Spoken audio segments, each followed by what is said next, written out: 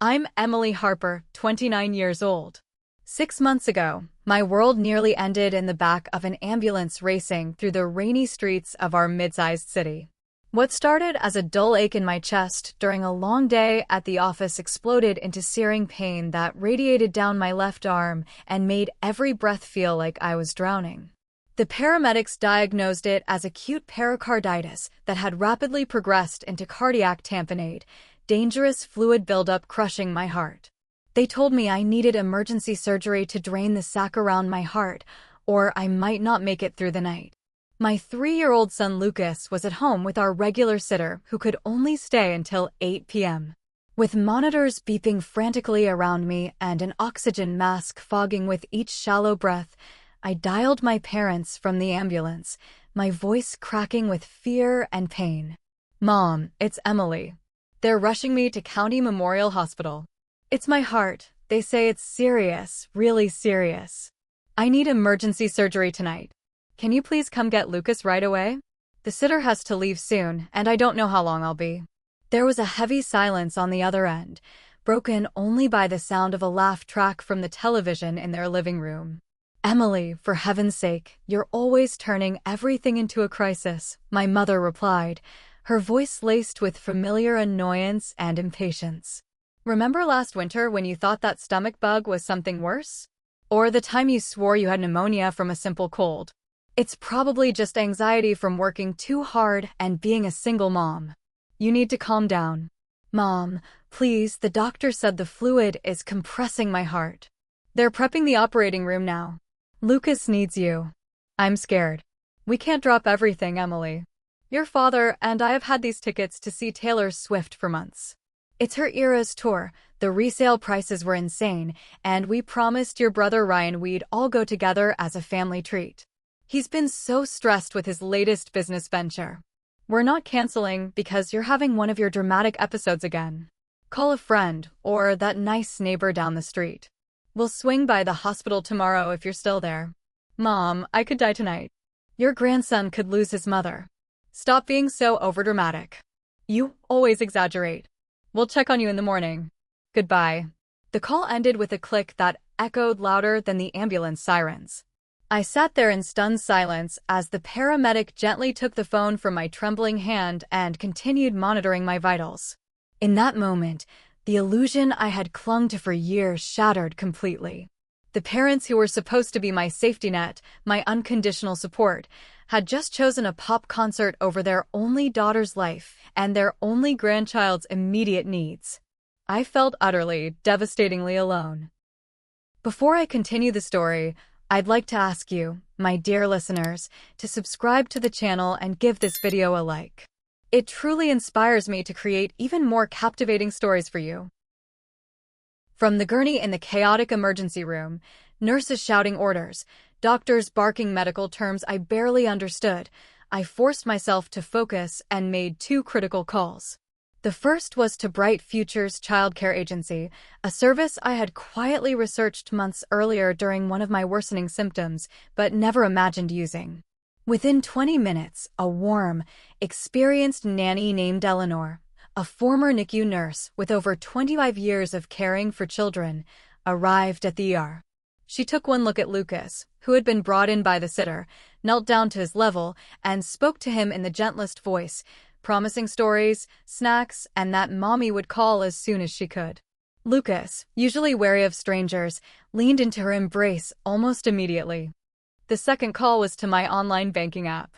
With shaking fingers, I transferred the exact sum of $4,150, the precise monthly amount I had been secretly routing into my parents' mortgage escrow account for the last 9.5 years, into a protected savings account they would never access.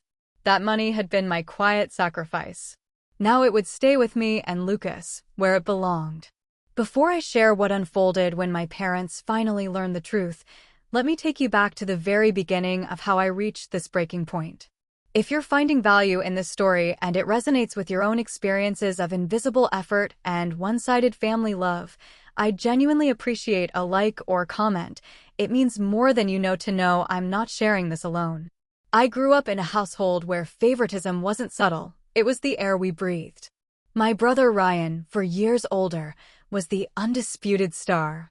From toddlerhood, he was athletic, outgoing, and charming in a way that made teachers, coaches, and relatives light up. He was the Little League champion, the high school quarterback who led the team to state semifinals, the homecoming king surrounded by friends. My parents poured every resource into him. When Ryan struggled with algebra, they hired expensive tutors and framed it as believing in his potential. When he barely passed history, they advocated for extra credit and celebrated his creativity. I was the quiet, responsible one, the girl who preferred books, drawing, and helping around the house. I brought home straight A's year after year, earned scholarships, and never caused trouble. My mother's typical response to my report cards was a quick glance and a casual, "Good, that's what we expect from you, Emily. Now help your brother with his homework." My achievements were baseline, Ryan's were miracles worth celebrating. This dynamic only intensified in adulthood. After high school, Ryan bounced from one passion project to another, first trying to become a musician, then flipping houses with surefire deals that always collapsed, then launching an online coaching business that never quite took off. My parents funded it all: new equipment, seed money for ventures, bailouts when debts mounted, even a sleek apartment when he was 24. They co-signed loans, covered credit card balances, and bragged to everyone about their entrepreneurial son. I, on the other hand, put myself through college the hard way. I worked full-time as a waitress and part-time as a tutor while earning my accounting degree with honors. I graduated debt-free except for a small student loan I paid off aggressively. I landed a solid job as a junior accountant at a mid-sized firm, bought a small but cozy 2-bedroom condo in a safe neighborhood through careful saving, and built a stable life. My parents attended my graduation, but left early because Ryan had an important networking event that turned out to be drinks with old teammates. When I became pregnant with Lucas at 25, after my long-term boyfriend walked out upon learning about the baby, my parents' reaction was predictably detached. "Well, this is going to complicate your life even more, isn't it?" my mother said over the phone, with no offer of help, no baby shower planning, no excitement about their first grandchild. Just a heavy sigh implying I had once again made things harder for everyone, especially myself. What they never knew, what absolutely no one except my bank records and a few late-night calculations knew, was that for over 9 years I had been their secret financial lifeline. It began when I was 24, newly promoted with my first real salary. My parents called one night in obvious distress. "Emily, we hate to ask, but we're in a bind," my father said, sounding defeated. "We're 4 months behind on the mortgage. The bank is sending foreclosure notices. Your mother's hours were cut at the clinic, and my back injury from the warehouse has me missing shifts. We just need a bridge to get caught up." I had built up a modest emergency fund through frugal living. But they were my parents. Family helps family, right? I transferred $4,800 that night, believing their promise to repay once things stabilized. They never repaid a cent. Instead, the requests became monthly.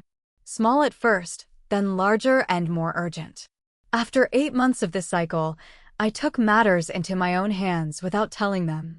I contacted their mortgage lender directly, verified the details, and set up an automatic payment of $4,150 every month straight from my checking account to cover their principal, interest, taxes, and insurance. To explain the sudden relief, I let them believe Ryan had quietly set up an investment portfolio for them using profits from one of his ventures. Ryan, eager for the praise, went along with it enthusiastically. My mother would beam on family calls. "Ryan is doing so well now. He takes such wonderful care of us. We're so proud of how responsible he's become." I sat there silently, swallowing the truth, telling myself that their stability was reward enough. I didn't need recognition. I was simply being the reliable daughter. Over 9.5 years, 114 months, that $4,150 added up to roughly $473,100. Nearly $500,000 siphoned from my own earnings while I worked long hours, paid my bills, covered Lucas's daycare and medical needs, and raised him entirely on my own. All while my parents lavished attention, gifts, and emotional energy on Ryan and treated Lucas as a minor inconvenience that complicated my schedule. When Lucas was born, I called from the delivery room, exhausted but overjoyed. "That's wonderful, dear," Mom said distractedly.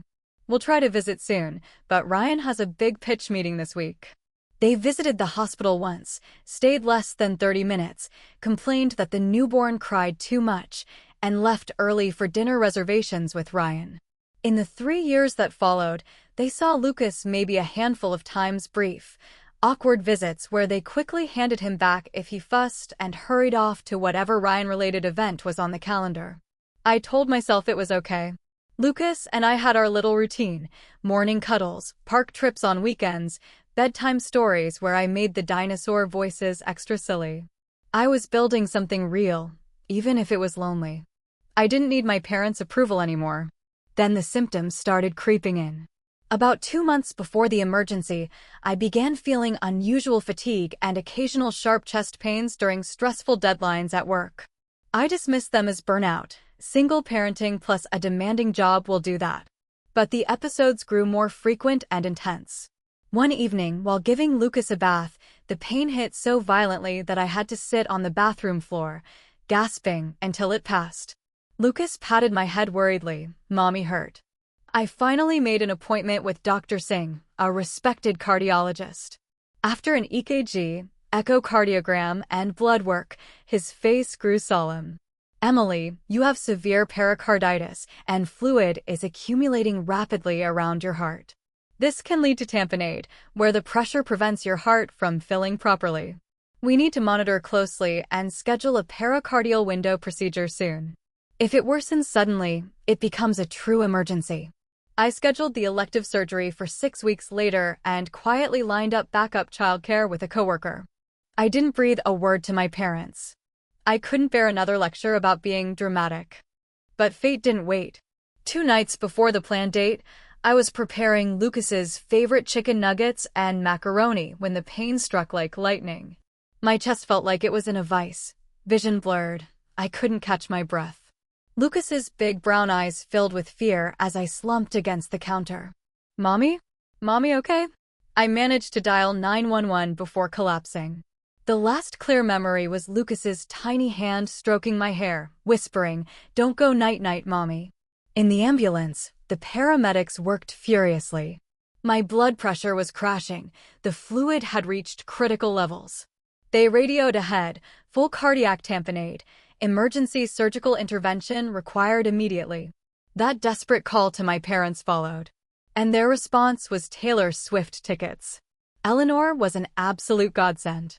She arrived at the ER poised and compassionate, distracting Lucas with a story about a brave little dinosaur who helped his mommy, then whisked him home with promises of pancakes in the morning. She sent hourly updates and photos throughout the night and the following days. Surgery lasted over 4.5 hours. The team found extensive inflammation and had to create a larger window than anticipated. There was a terrifying moment mid-procedure when my heart rhythm destabilized severely, requiring defibrillation. I could have left Lucas without a mother that night. Waking in the cardiac ICU, the first words out of my mouth were about my son. The kind nurse showed me Eleanor's messages and pictures, Lucas building towers, eating yogurt with a messy smile, sleeping peacefully with his stuffed stegosaurus. Eleanor had stayed overnight and refused extra compensation beyond her standard rate, saying, "Some things are more important than money." That boy needed consistency and love. My parents never called. Not a single text, voicemail, or inquiry during my 6 days in the hospital, 5 in ICU and step down, then 1 more on the regular floor. On day 4, my father finally rang. Not out of concern, but frustration. "Emily, the mortgage company left a message. The payment didn't process this month. Something's wrong with the automatic setup. Can you reach Ryan? He manages all our financial stuff." I was still connected to telemetry monitors, incisions aching, recovering from a surgery that had saved my life. I don't handle that, Dad, I replied, voice flat and exhausted. Well, at least call your brother and sort it out for us. No. I'm in the hospital recovering from emergency heart surgery. The one I told Mom about before you went to the concert. Oh, that. You sound fine now. Anyway, about the house payment. I hung up. The click felt like freedom. Lying there in the quiet room with only the hum of machines, I made the decision that had been building for years. I was finished carrying their burdens while being treated as an afterthought. I was discharged on day 7. Eleanor helped me transition home, stocked the fridge, played gently with Lucas, and only left when I physically walked her to the door with a grateful hug and a check for her time. She pressed her personal cell number into my hand. Call me day or night if you need anything. I mean it. Lucas was over the moon to have me back. We spent the first week in pajamas, watching his favorite animated movies, eating popsicles, and cuddling on the couch. The silence from my parents was deafening but also liberating. On day 9, with Lucas napping, I sat at my dining table and reviewed my finances. My cardiologist had strongly recommended 10 to 12 weeks of reduced hours for full recovery. Disability coverage and savings would carry us if I stopped the massive monthly outflow. I logged into my bank and canceled the automatic mortgage transfer with one decisive click. Then I composed a detailed email, pouring out years of suppressed truth. Subject: the truth about the mortgage payments. Mom and Dad.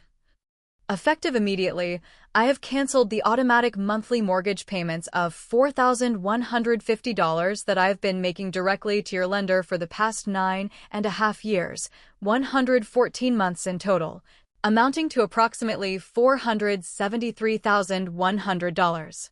You have long believed that Ryan was responsible for these payments through some successful investment or business income. That was never the case. Every single dollar came from my checking account.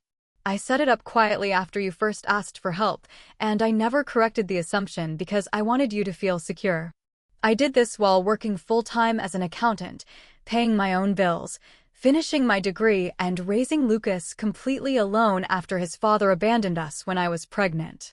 I did it while you praised Ryan endlessly for his generosity and treated my efforts and my son as secondary. When I called you from the ambulance in cardiac distress, begging for help with Lucas because I was facing emergency heart surgery, you refused because of concert tickets. You did not call once during my hospital stay to ask if I survived, how the surgery went, or how your grandson was coping. The only contact was Dad complaining about the missed mortgage payment, the very one I had been funding while fighting for my life. I loved you. I wanted to help. But I am no longer willing to be invisible, taken for granted, or sacrificed for Ryan's convenience and your plans. You are now responsible for your own finances. I wish you well in figuring it out. Emily. I reread it carefully, then sent it. The storm hit within the hour. My mother's first voicemail was incredulous and angry. Emily, what on earth is this nonsense? Call me right now and explain yourself. Subsequent calls escalated into demands, accusations of lying, guilt trips about everything we've done for you, and finally desperate pleas about the impending foreclosure. Ryan called on day 3. I picked up. Emily, Mom is hysterical. What is this crap about you paying the mortgage? Hi, Ryan. How was the Taylor Swift concert? He brushed it aside. You can't be serious. I set up that fund. You told them you did. The money was always mine. I have 9 years of bank records, canceled checks, and lender confirmations. A long pause. Why would you keep doing that without saying anything? Because you all needed the help, and I was the only one stepping up. The real question is why you were comfortable letting them believe it was you. It made them happy. They were proud of me for once. My businesses haven't exactly been booming. It hurt me every single time. It hurt when they ignored Lucas's milestones. It hurt when I was alone in labor. It destroyed me when I was dying and you all chose a concert. He had no real response. The call ended abruptly. The bombardment continued for weeks. Dozens of calls daily from blocked numbers, texts from aunts and uncles lecturing me on filial piety, even a surprise visit from my mother and father at my condo, which I didn't answer. I kept my phone on Do Not Disturb and focused on healing with Lucas and Eleanor's support. 3 weeks after the email, I had my first major follow-up with Dr. Singh. Eleanor drove us since I still couldn't drive. Lucas held my hand in the waiting room, chattering about dinosaurs. My parents appeared suddenly, looking haggard and furious. "Emily, this has gone on long enough," my mother snapped, approaching quickly. Lucas shrank against my leg. He barely knew who they were. "Not here," I said calmly. "I have an appointment. We've been calling for weeks. Do you have any idea what you've done?" "The bank is threatening to take the house." "I know exactly what I've done. The same thing you did when I begged for help with Lucas while facing surgery that could have killed me, and you chose Taylor Swift instead." "We didn't think it was that bad," my father interjected. "You've always blown things out of proportion. I told you explicitly." The doctor confirmed it was life-threatening. "You knew." A nurse called my name. As I stood to leave, my mother grabbed my arm. "Please, Emily. Just a few more months until we figure something out. We're family. You had 9.5 years. I'm done being the family ATM while being treated like I don't exist. Maybe Ryan can finally make one of his businesses work." I gently pulled away and walked down the hallway with Lucas and Eleanor. In the exam room, Dr. Singh reviewed my tests with a broad smile. "Your recovery is remarkable. Heart function is back to normal. Whatever lifestyle changes you've made, keep them. They're working wonders." "I removed toxic stress from my life," I replied. "Best cardiac rehab there is." He laughed warmly. "Couldn't agree more."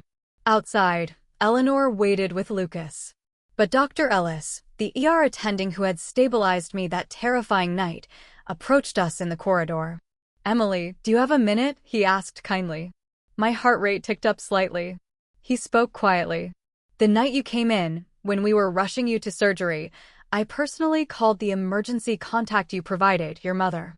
I explained that you were in critical condition with cardiac tamponade, that surgery was imminent, and that she needed to come immediately for Lucas and to be here for you. She asked if you were likely to die within the next 2 hours.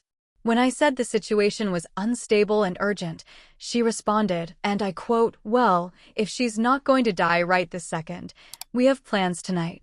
Maybe I'll come by tomorrow if she's still here.' Then she hung up.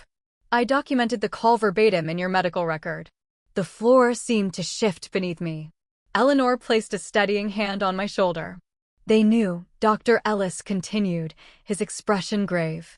"They knew the severity, and they still prioritized the concert. I overheard part of your conversation in the waiting room earlier. They were claiming ignorance. I wanted you to have the full truth so you wouldn't doubt your decision to set boundaries. Parents who respond that way to their child's life-threatening emergency, you and Lucas deserve so much better." I sat down on a nearby bench, processing the confirmation. Lucas crawled into my lap, playing innocently with my necklace. Eleanor sat beside me, offering silent support. "Thank you for telling me," I whispered. "It helps." Dr. Ellis nodded.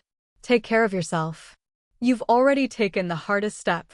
As we prepared to leave, my parents were still lingering near the reception desk, likely trying to get information about my schedule. Dr. Ellis walked over to them.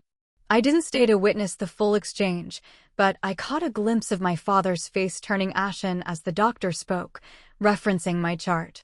We stepped out into the bright afternoon sunlight. Lucas tugged my hand excitedly. "Where are we going now, Mommy?" "Home, sweetheart," I said, smiling down at him. "We're going home to our real family." The flood of calls gradually diminished over the following months, from dozens per day to a trickle, then silence. Through distant relatives, I learned that my parents had to short-sell the house and move into Ryan's small apartment. The living arrangement quickly soured. Ryan's income was far less stable than portrayed, and the reality of shared responsibilities exposed years of pretense. They were now navigating government assistance applications and senior housing waitlists. I felt no satisfaction or guilt, just a profound, quiet peace. I returned to work on a part-time basis after 12 weeks. My colleagues at the firm were incredibly supportive, stepping up with meal trains, flexible hours, and genuine concern. They threw Lucas an early fourth birthday party at the office conference room, complete with balloons, a dinosaur cake, and more hugs and presents than he had ever received from blood relatives. For the first time, Lucas experienced what it felt like to be surrounded by people who celebrated him simply because he mattered. Eleanor continued watching Lucas 2 or 3 days a week. She has become the loving grandmother figure he deserved, teaching him to garden on her balcony, reading endless books, baking cookies together, and sharing gentle life lessons about kindness and resilience. Lucas lights up whenever she arrives. About 4 months after the surgery, I received a handwritten letter from my mother. The envelope was addressed in her familiar script. I almost discarded it unopened, but curiosity won. Dear Emily, it has taken me a long time to find the words. Your father thinks we should cut our losses and move on. Ryan believes you'll eventually forgive and help again. But deep down, I know the truth of what we did. That night the doctor called from the ER, I convinced myself you were exaggerating as usual. I was irritated that our special family night was being interrupted. I was angry that you always seemed to need something at the worst possible time, while Ryan rarely asked for anything beyond what we happily gave. It never occurred to me that you had stopped asking because we had trained you that it was useless. The doctor later confronted us with the exact words I said on the phone. He told us how precarious your condition was, how your heart was nearly stopped by the pressure, and how close we came to losing you. Your father hasn't been the same since. He wakes up at night thinking about what might have happened to Lucas if you hadn't survived. We both do. I can't rewrite history. I can't go back and choose you and Lucas over the concert. All I can offer is my regret and shame. I see now how we failed you for years, how we made you feel invisible while pouring everything into Ryan. I'm truly sorry. I don't expect forgiveness or for you to resume any support. I just needed you to know that I finally understand the damage we caused. Love, Mom. I read the letter several times, folded it neatly, and placed it in a drawer with other mementos I wasn't ready to process fully. Perhaps someday the apology will carry weight. Today, it doesn't change the boundaries I have set for my and Lucas's well-being. My days now are filled with healing and joy. Lucas and I take long walks to the park, where he chases squirrels and I sit on the bench feeling the strong, steady rhythm of my recovered heart. We have movie nights, silly dance parties in the living room, and quiet moments where he tells me about his dreams of being a dinosaur doctor. My phone recently buzzed with a text from Eleanor. Sunday dinner at my place? I'm making lasagna, and Lucas can help knead the dough for garlic bread. Bring your appetite. I replied instantly, we wouldn't miss it for the world. This is my family now, the one I deliberately chose, and who chose us back with open hearts and consistent presence. My coworkers who check in, Eleanor who loves Lucas as her own, and the quiet strength I've found within myself. Both my physical heart, repaired by skilled surgeons, and my emotional heart, protected by hard-won boundaries, have never been healthier or more at peace. 5 months post-surgery, I unexpectedly ran into Ryan at the local grocery store. He looked thinner, more exhausted, with shadows under his eyes that made him appear older than his 33 years. Emily, he said, stopping in the cereal aisle, surprise evident on his face. Ryan, I replied neutrally, pushing my cart with Lucas sitting in the front. How is Lucas doing? He's thriving. Growing taller every week and full of questions about everything. An awkward silence stretched. Then he spoke again. Look, I know you probably don't want to hear from any of us, but I've been doing a lot of thinking since everything blew up. I'm sorry. For letting Mom and Dad believe I was the one helping them financially. For not standing up for you when they dismissed your accomplishments or needs. For not being there when you needed family most. All of it. I took the easy credit and avoided the hard truths. I searched his face for the usual deflection or manipulation. This time, it seemed sincere. Perhaps the consequences had finally forced some self-reflection. Thank you for saying that, I said simply. He shifted uncomfortably. Is there any chance? Maybe we could grab coffee sometime? Talk more? Try to rebuild some kind of relationship. I considered it honestly, weighing the years of imbalance against this moment of accountability. Then I shook my head gently but firmly. I don't think so, Ryan. I've invested too many years trying to earn a place in a family that never truly valued my contributions or presence. I'm focusing my energy on the people who show up consistently, without conditions or scorekeeping. I hope you use what you've learned to build better relationships going forward. He nodded slowly, eyes downcast. Yeah, I get it. Living with mom and dad full-time has been a wake-up call. I see the patterns now more clearly. I'm trying to change. I hope you do, I said. For your own sake. I continued down the aisle without looking back. Lucas waved cheerfully at a display of colorful fruit snacks. As I loaded groceries into the car and listened to Lucas singing a made-up song in his car seat, a deep sense of freedom washed over me. The anger had faded. The lingering hurt had transformed into acceptance. I was no longer defined by their rejection or my past sacrifices. I already know my worth. Lucas shows me every day with his unconditional love and trust. Eleanor affirms it through her steady support.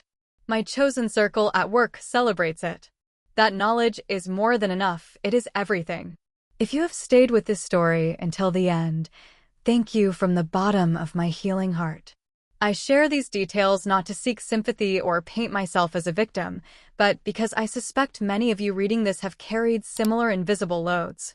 You may have been the reliable one, the quiet supporter, the child who gave and gave while being overlooked or dismissed in favor of a more charismatic sibling. To you, I want to say clearly, you are not obligated to keep pouring from an empty cup. You deserve reciprocity. You deserve people who show up when it matters most. You deserve to protect your peace, your health, and your child's future. Sometimes the most loving act toward yourself and those who depend on you is to release what no longer serves you and build something new with those who truly see and value you. You are not alone in this journey.